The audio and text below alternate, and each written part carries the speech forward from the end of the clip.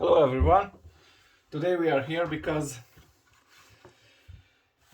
a lot of you have problems with the display, with this big display of a Volkswagen Golf 4 or Passat from the early 2000s. So this gets dimmer and dimmer with time, especially with heat. So you cannot see anything on the display because the pixels die out slowly, and yeah, there's no other solution than to replace the display. I already have here one which I took out, which I replaced, and this is the new one. You can see it has 51 pins which you have to solder on this board. I will be desoldering it with my hot air station and soldering back with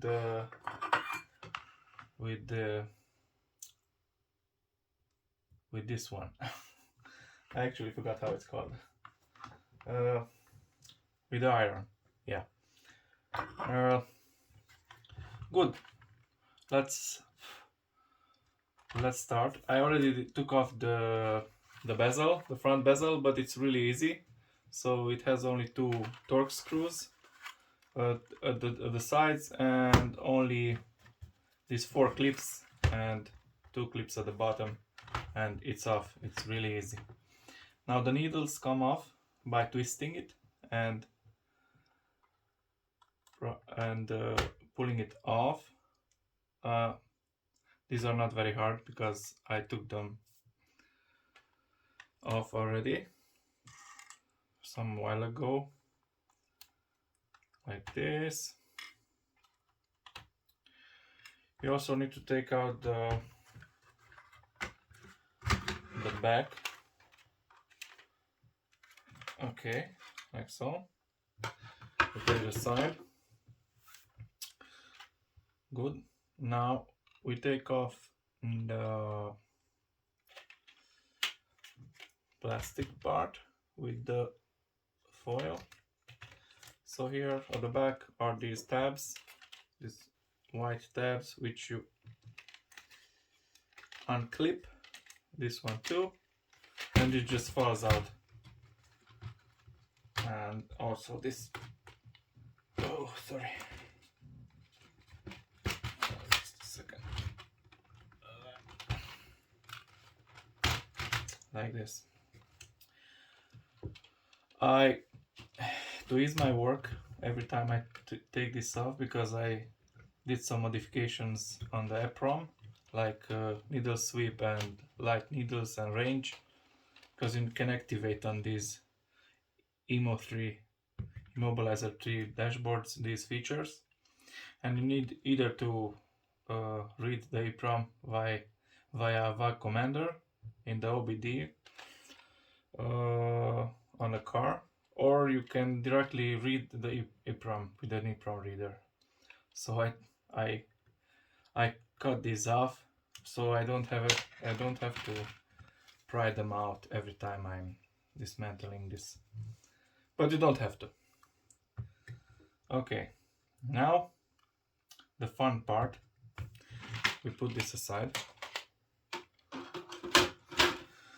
The fun part is that I see this one doesn't have a metallic bezel. It's all plastic, so you just pry this off like so. You can try tweezers, but I'm okay with my hands.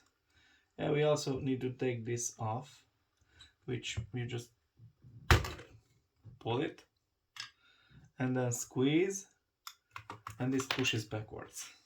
Yeah, actually no, we have to take this off because we will be hitting this area, and not to damage the part, the LCD, because we don't have. Okay, you just pry these 4 tabs, metallic tabs, off, and that's it. You put it aside. Now here what I will do, I will take this heat resistant Kapton tape. Actually not this one. I will use a thicker one. Isolate this part with these LEDs to shield them from the heat, because I will be using hot air around 350 degrees Celsius, and yeah, not to damage the part. Okay, let me just take my thicker Kapton tape. Okay, I put this Kapton tape here, and yeah, let's start the station.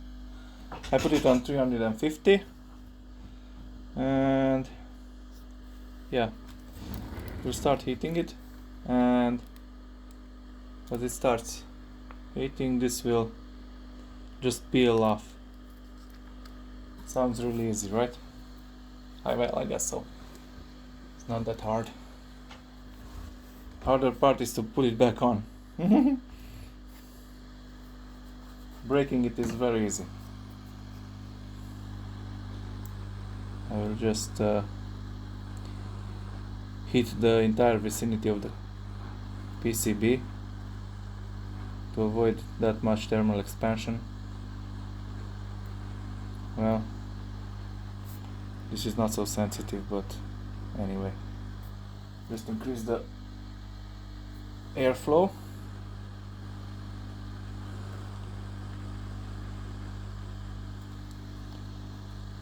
And just start from one edge, and when you see the solder melting,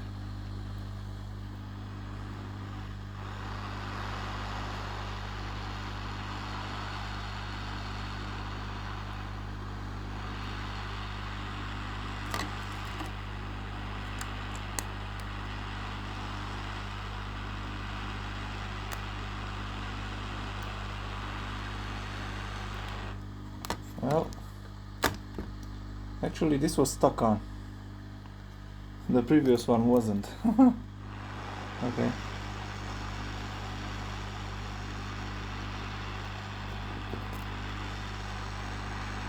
Okay, starts melting, and just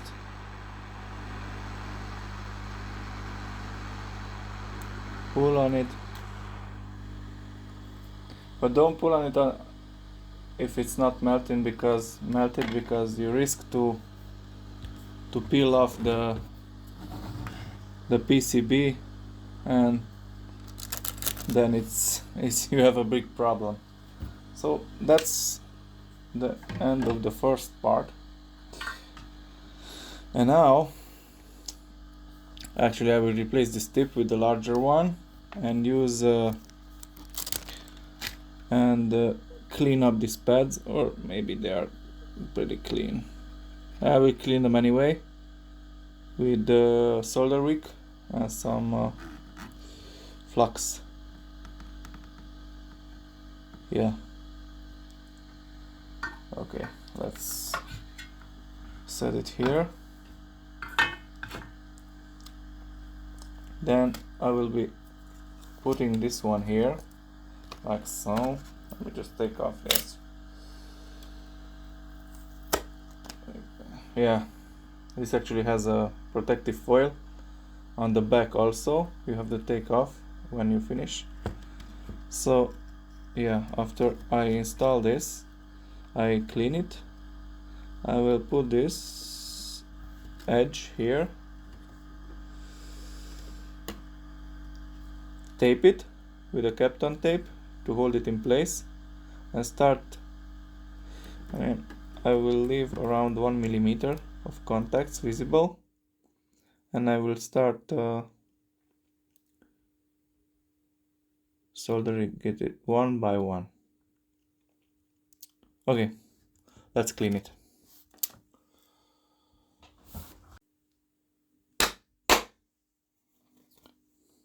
Good.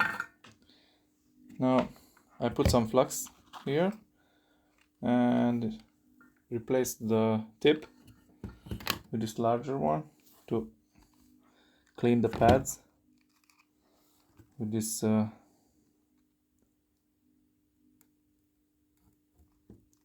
tape with a solder wick. Okay, nice.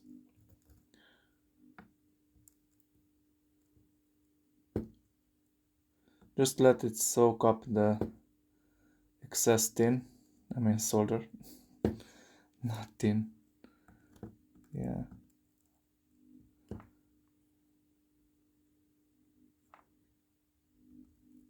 The flux helps cleaning everything up. Very nice. Larger tip helps to heat up this solder wick. Good. Looks good. You can drag it along if you are not beginner like me, if you are confident. If not, take your time, because as I mentioned, you pull one of these contacts off and you've broken your instrument cluster display, and that's it. Good.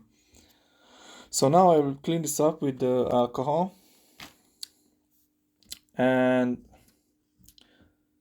I will be soldering back on each contact.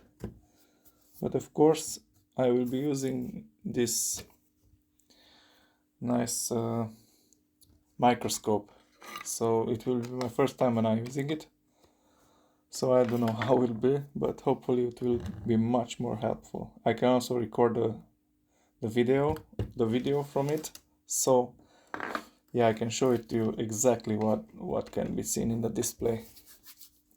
Yeah, so it should be fun. This is how my setup looks like.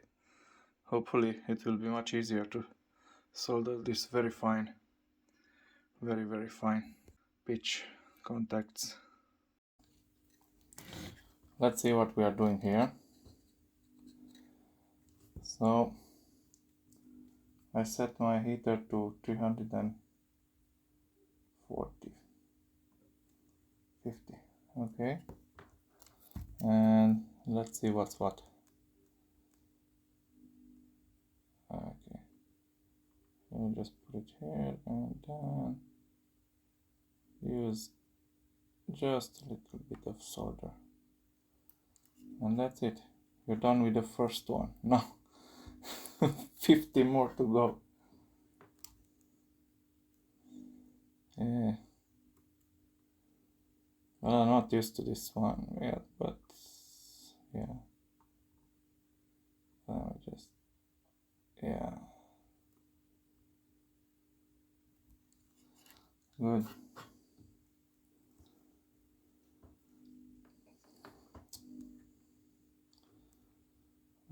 Yeah. It's very helpful, this microscope, because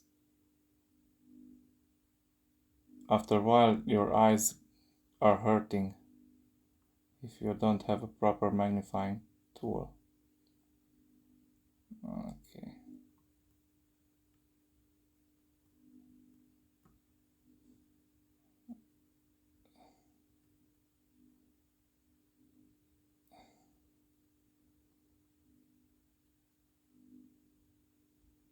Okay. That's a bit much. Let's take off some. I'm not used to. It has a slight delay, or maybe just my impression, but yeah.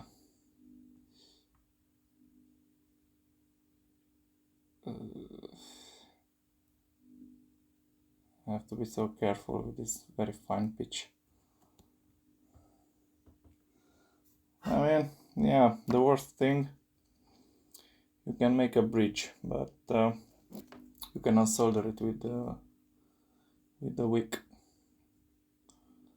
really fast. So, or if you're very good, you can unsolder to take the excess with the tip of the iron.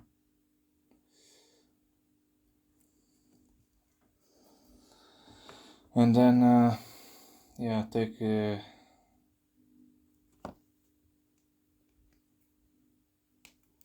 everything back from start. So, yeah, I will not bore you with every detail. Okay, so I finished up. Now let's see if it works. Of course, I already tried it, but let's see it also on camera. If everything is okay. Just a second, because I have here.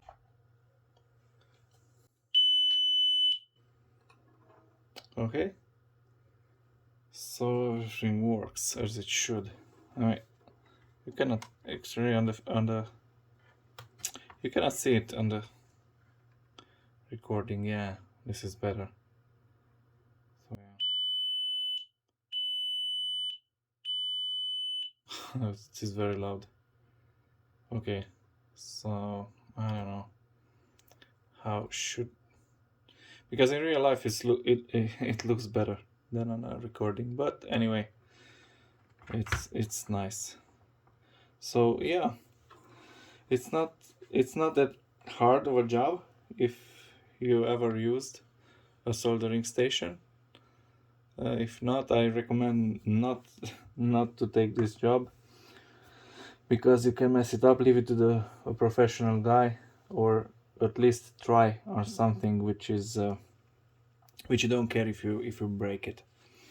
Should assemble everything together as it took apart. I put these needles very loosely on, because you calibrate this with the output test on the diagnostic tool. So you put the output test, and the speed of the speedometer should be at 100, the tachometer on 3000 rpm, and temperature and fuel gauge in the middle. So yeah, if you see those positions of the needles, then you set it up correctly, because even a tiny movement can matter. Okay, so that's it. I hope it was helpful, and see you soon. Bye.